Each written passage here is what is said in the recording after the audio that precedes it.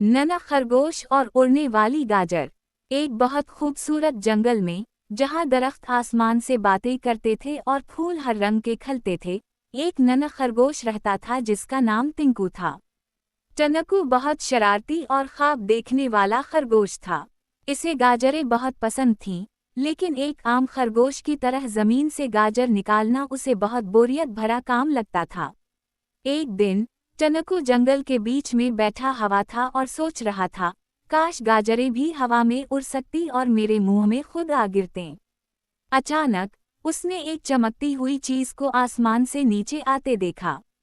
ये एक नई किस्म की गाजर थी। ये कोई आम गाजर नहीं थी, बल्कि ये हल्की नीली थी और इस पर छोटे छोटे जगमगाते पर लगे हुए थे।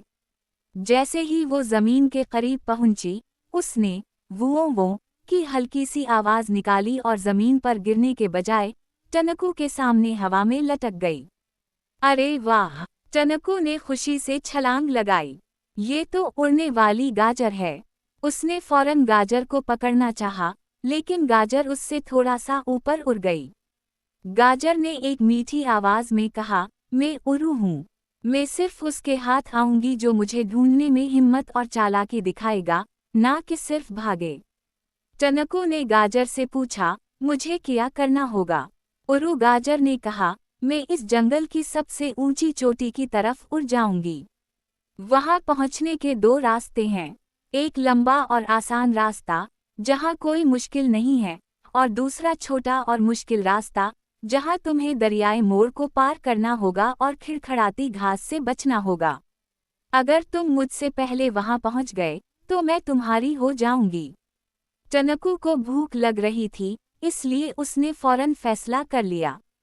इसने सोचा, लंबा रास्ता बहुत देर लगा देगा, मैं छोटा मगर मुश्किल रास्ता इख्तियार करूंगा। वो फौरन दरियाई मोड़ की तरफ भागा। दरिया बहुत तेजी से बह रहा था। टनकू को एक बड़ा पत्थर नजर आया जो दरिया के बीच में फंसा हुआ था। टनकू ने अपनी सारी ताकत जुमा की और छलांग लगाई और पत्थर पर चढ़ गया। फिर उसने एक और बड़ी छलांग लगाकर दूसरे किनारे पर पहुंच गया। शाबाश! उड़ू गाजर ने आसमान से आवाज दी। अब उसे खिड़खड़ाती घास से गुजरना था। ये घास बहुत ऊंची थी और इसमें से निकलना बहुत मुश्किल था। टनकू ने एक छोटी सी लकड़ी उठाई, उसे अपने मुंह में दबाया और घास के ऊपर से छलांगे लगाना शुरू कर दिया। वो जल्दी जल्दी घास को पार कर गया। आखिरकार वो सबसे ऊंची चोटी पर पहुंच गया। उड़ू गाजर पहले से वहां इसका इंतजार कर रही थी। तुम कामयाब हुए, टनकू। उड़ू गाजर ने मुस्कुराते हुए कहा, तुमने मुश्किल रास्ते को चुना और हिम्मत, चालाकी और तेजी दिखाई। टनकू ने उड़ू गाजर को एहतियात से पकड़ लिया। वो गाजर बहुत मीठी और लजीज थी। उस दिन के बाद टनकू को ये सबक मिल गया कि जिंदगी में कामयाब होने के लिए हमेशा आसान रास्ता नहीं चुनना चाहिए। कभी कभी मुश्किल रास्ते ही आपको सबसे बड़ा और सबसे मीठा इनाम देते हैं। और उसने हमेशा सबको बताया कि इसने एक दफ़ा उड़ने वाली गाजर खाई थी। सबक: मुश्किल रास्ते अक्सर बेहतरीन नताइज देते हैं। हिम्मत और अक्ल से काम लेना चाहिए।